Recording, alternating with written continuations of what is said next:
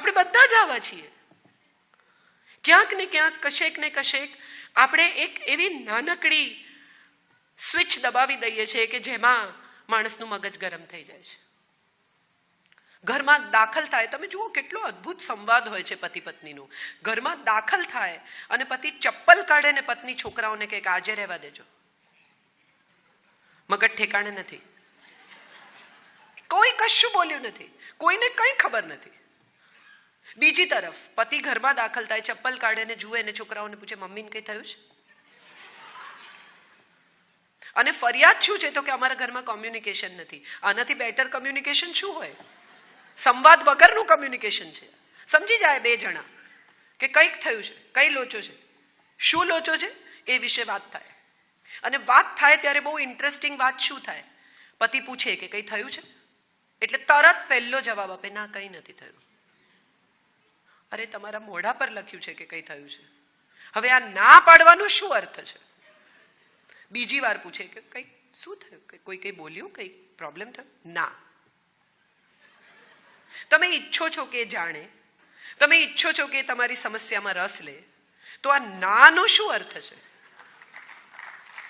Why are you saying no? Yes, something has happened and I need to talk to you about it. જે આપણે નથી કરતા. આપણું communication ઊંધું છે. પત્ની પૂછે, પતિ ઘરે આવે, સ્ટ્રેસ્ડ હોય, સિગરેટ પીતા હોય તો એક બે સિગરેટ પી જાય, ચીડાઈ જાય નાનકડી વાતમાં, તો પત્ની પૂછે કે કંઈ થયું છે? ના. તારે જાણવાની જરૂર નથી. પણ એને જાણવું જ છે. એ તમારા જીવનનો ભાગ છે, અર્ધાંગીની છે. અને તમે એમ કહેશો કે તારે જાણવાની જરૂર નથી એટલે તમને એમ લાગે છે કે ફ્રીજમાંથી ગુલાબજાંબુ ખાશે. એને પણ એટલું જ સ્ટ્રેસ થવાનું છે જે સ્ટ્રેસ તમારા ચહેરા પર દેખાય છે. આપણે શેરિંગ ભૂલી ગયા છીએ. સંવાદ ભૂસાવા લાગ્યા છે ઘરોમાંથી. કેટલી સુંદર રચના હતી એક સમયે આપણા પરિવારોની કે દાદાજી બહાર ગયા હોય ચાલવા મંદિરે, પાછા આવે, દાદી માટે દવા લાવવાની હોય તો દવા લઈ આવે, ઘરના કેળા લાવવાના હોય તો કેળા લાવે, બીજી 4 વસ્તુ લાવવાની હોય તો શાકભાજી લઈ આવે. બંને જણા હિંચકે બેસે. દાદાજી આવે ત્યાં સુધીમાં દાદીએ ચા તૈયાર કરી રાખી હોય, ખબર હોય કે 6:05 આવશે. અને વાત શું કરે? કંઈ જ નહીં. પણ પરિવારને લગતી તમામ ઝીણી ઝીણી વિગતો એકબીજા સાથે શેર કરે. આજનો સમય એવો છે કે આપણને લાગે છે કે એને સ્ટ્રેસ થશે, એને નથી કહેવું, પણ એને નહીં કહો તો વધારે સ્ટ્રેસ થશે. આપણે ભૂલી ગયા છીએ. They care for you, they love you. If you don't tell, they'll think 10 more things which are irrelevant, which are not important. So we don't communicate, we don't talk, we don't share, we don't let the other person enter in our own world that we have created, our castle. જરૂર નથી તારે જાણવાની, એને બહુ જ જરૂર છે જાણવાની. એને કહો, એને રાહત થશે. એ સલાહ આપશે તો તમારે માનવી હોય તો માનવાની, ના માનવી હોય તો નહીં માનવાની. પણ at the same time sharing is the most important part which probably we have started missing out on. આજે જ હું વાત કરતી હતી હંસાબેનને ઘેર, મારી ભત્રીજી પરણી છે એની સાથે, કે છોકરાઓ કેટલા લોનર થઈ ગયા છે. તમે જુઓ, ટીનેજના છોકરાઓ પોતાના રૂમમાં, પોતાની દુનિયામાં, પોતાના લેપટોપ પર, પોતાના સ્ક્રીન પર, પોતાના જગતમાં છે. અને એમને ઓફ સ્ક્રીન રાખવા શક્ય જ નથી. કારણ કે બધા જ બાળકો એક જ સિટીમાં, એક જ પ્રોબેબલી સોસાયટીમાં એ લોકો સ્કાઇપ પર વાત કરે છે. હમણાં મારા એક દોસ્તને મેં પૂછ્યું કે શું કરે છે તારો દીકરો અક્ષત? તો એને કહું કદી કદી રૂમની બહાર પણ આવે છે. અમદાવાદમાં વચ્ચે પટેલ આંદોલન થયું ત્યારે ઇન્ટરનેટ બંધ થઈ ગયું.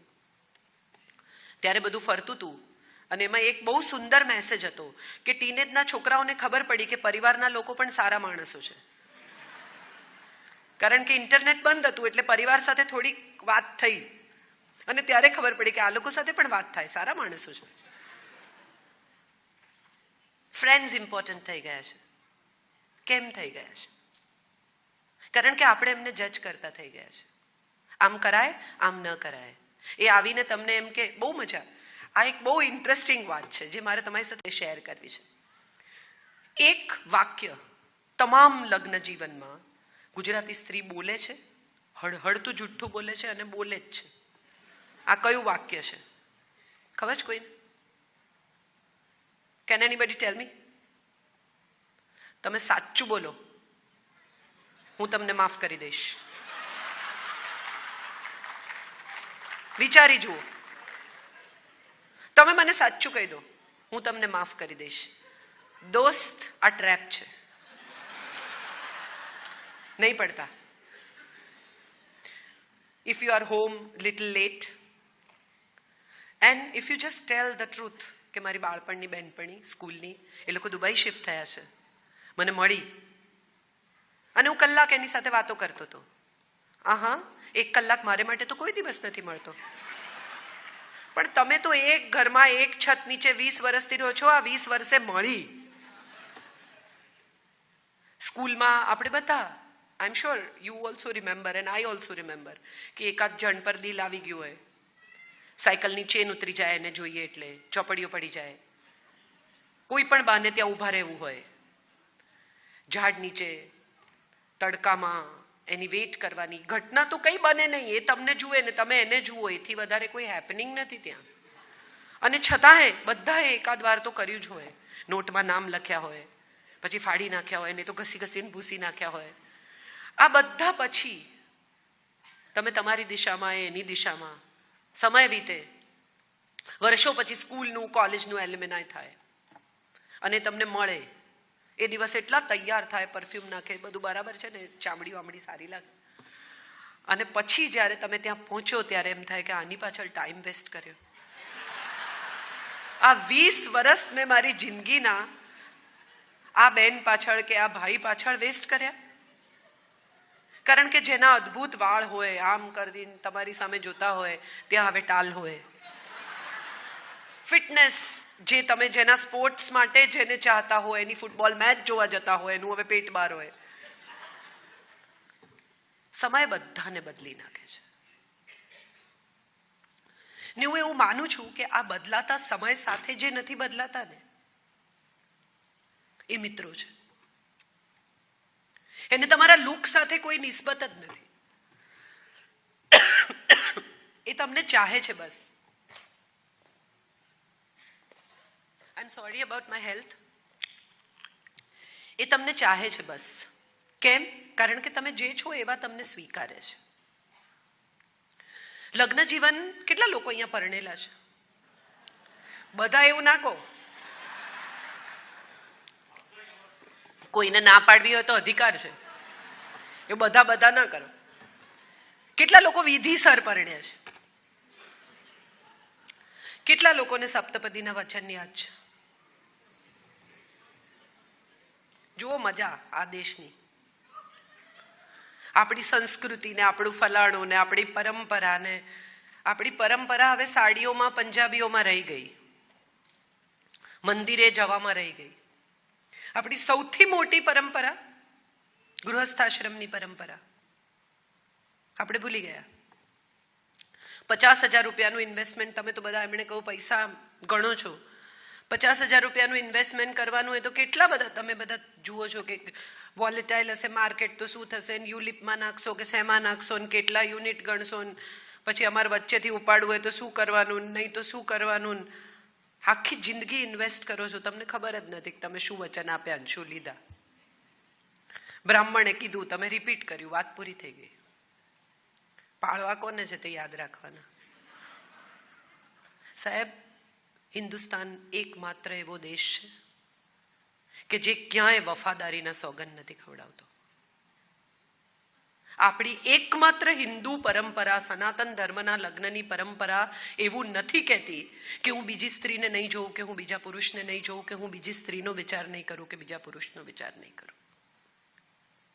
કેટલી લિબરલ પરંપરા છે આ, કે જે એમ કે છે કે આપણી ઉર્જા એક થાય, આપણી એનર્જી એક થાય. સિનર્જી શબ્દ તો હવે આવ્યો, આપણે તો કેટલા વર્ષો પહેલા કહ્યું કે આપણી એનર્જી એક થાય, પોઝિટિવિટી તરફ આગળ જઈએ. આપણે સાથે મળીને ઋતુના સુખ ભોગવીએ. આ ઋતુઓ કઈ છે? શિયાળો, ઉનાળો, ચોમાસું. આ ઋતુઓ મનની ઋતુઓ છે. સારા અને ખરાબ સમયમાં સાથે રહીએ, સારા અને ખરાબ સમયમાં એકબીજાની સાથે રહીએ. આવો મારી સાથે, એ મારી સાથે આવવાનું નથી, એકબીજાની સાથે આવવાનું છે. દરેક ઋતુમાં જ્યારે તારું મગજ ગરમ હશે ત્યારે હું થોડી વાર ચૂપ રહીશ, જ્યારે મારું મગજ ગરમ હોય ત્યારે તું થોડી વાર ચૂપ રહેજે. સાથે મળીને ધનધાન્યની આપણે ઉજવણી કરીએ. કેટલી સુંદર વાત છે. ધનધાન્યની ઉજવણી એ સંગ્રહ નથી. ઘેર આવતા અતિથિઓ, પ્રેમાળ બાળકો દરેક સાથે આ ઉજવણી કરવાની છે. રોજનું ફૂડ ઉજવણી થઈ શકે. હમણાં જ અમે હર્ષદભાઈને ત્યાં બેઠા હતા ત્યારે એમણે કહ્યું કે કંઈક કહો.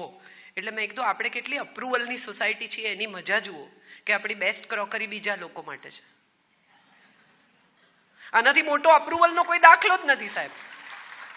કોઈ આવવાનું હોય તો તમે કપડાં બદલીને તૈયાર થાવ, બાકી તમે અંદર ને અંદર તો કોઈ દિવસ ચાલે બધું. અને એમાં જો કદાચ કોઈ પત્ની ઉત્સાહી હોય, પ્રેમાળ હોય, રોમેન્ટિક હોય શરૂઆતમાં, પછી તો નથી રહેતી, પણ જો એ સરસ ટેબલ સજાવે, કેન્ડલ લગાવે, નવી ક્રોકરી કાઢે, કપડાં પહેરીને તૈયાર હોય, તો દાખલ થતાની સાથે પતિ પૂછે કોઈ આવવાનું છે? અરે તમે આવ્યા છો સૌથી મોટા. હમણાં એક બહુ સરસ કિસ્સો એક સાયકેટ્રીની ચોપડીમાં વાંચ્યો કે એક ડોક્ટરે પતિ પત્ની ડિવોર્સ લેવા ગયા તો મેરેજ કાઉન્સિલરે કહ્યું કે એને ખાલી એક જ વાંધો છે, તમે એને મદદ નથી કરતા. થોડું ઘરમાં એનો જવાબદારી લો, એને મદદ કરો. તો પતિએ બહુ વિચાર કર્યો કે વાત તો સાચી, આટલા વર્ષોમાં મેં એને કંઈ મદદ નથી કરી, બિચારી હાથે બધી મગજમારી કરે છે. એક દિવસ બપોરે 4 વાગે ઘરે પહોંચ્યો. વાસણ બધા ધોઈ નાખ્યા, ઘર ક્લીન કરી નાખ્યું, લોન્ડ્રી નાખી દીધી, કપડાં કાઢીને ઇસ્ત્રી કરી નાખ્યા, જે કંઈ બધું કિચન વિચન ક્લીન કરી નાખ્યું. તો પત્ની ઓફિસથી આવી અને ઘર જોયું આમ અને કહે છે તમે મને ડિવોર્સ આપવાના છો? ઇન્ડિપેન્ડન્ટ નહીં થાવ. એક તરફથી પત્ની એમ કહે કે આખો દિવસ બધું મારે કરવાનું, પણ જો ખરેખર કરવા માંડે ને તો ગભરામણ થઈ જાય. We want the dependence and we want to complain about the dependence. Either you enjoy the dependence, કે મારા સિવાય આ ઘરનું પાંદડું નથી હાલતું. મારો અસબાબ નામની એક બહુ સુંદર શોર્ટ સ્ટોરી છે. એટલી બધી સુંદર વાર્તા છે આ કે એક પત્ની બહારગામ જવાની છે અને પતિને બધી સલાહ આપે છે કે આમ કરજો ને તેમ કરજો ને, પાણીનું માટલું બરાબર ભરજો ને, કૂતરાને ખાવાનું નાખજો ને, કપડાં બધા લટકાવતા નહીં ને, ફલાણાનું આમ કરજો ને. બધી સલાહ આપ્યા પછી એ જાય છે અને પાછી આવે છે ત્યારે તો આવતા આવતા રિક્ષામાં કેટલું વિચારી લીધું છે કે આમ હશે ને, ઘર આવું હશે ને, ધૂળ હશે ને, ફલાણું હશે. પતિએ બધું ચોખ્ખું રાખ્યું છે, માટલું ચોખ્ખું ભર્યું છે, કૂતરું ખાઈને સરસ મજાનું ખૂણામાં બેઠું છે, મસાલાવાળી પૂરી કરી રાખી છે, ચા મૂકી રાખી છે, બસ તું આવે એટલે દૂધ નાખું. અને પત્ની રડી પડે છે. એટલે પતિ કહે છે કે શું થયું, મેં બધું બરાબર તો કર્યું. તો કે હા, પણ મારા વગર આટલું ગોઠવાય છે એ જાણીને મને મારો અસબાબ લૂંટાઈ ગયો એવું થયું. કેટલી સુંદર વાત છે. કેટલી બધી પત્નીઓનું જોઉં લગ્નના 15, 20, 20, 25, 30 વર્ષ થયા કે મારા વગર નહીં જમે, હું જઈને પીરસીશ તો જ જમશે. ક્યારેક એમાં કમ્પ્લેન, હું નહીં જાઉં ને તો નહીં જમે. ત્યારે તમને એમ થાય કે આનો આનંદ છે કે આનું દુઃખ છે. નક્કી કરી લો. કાં તો એ ખૂબ સુખની બાબત છે, કાં તો આનાથી મોટો કોઈ રોમાન્સ નથી.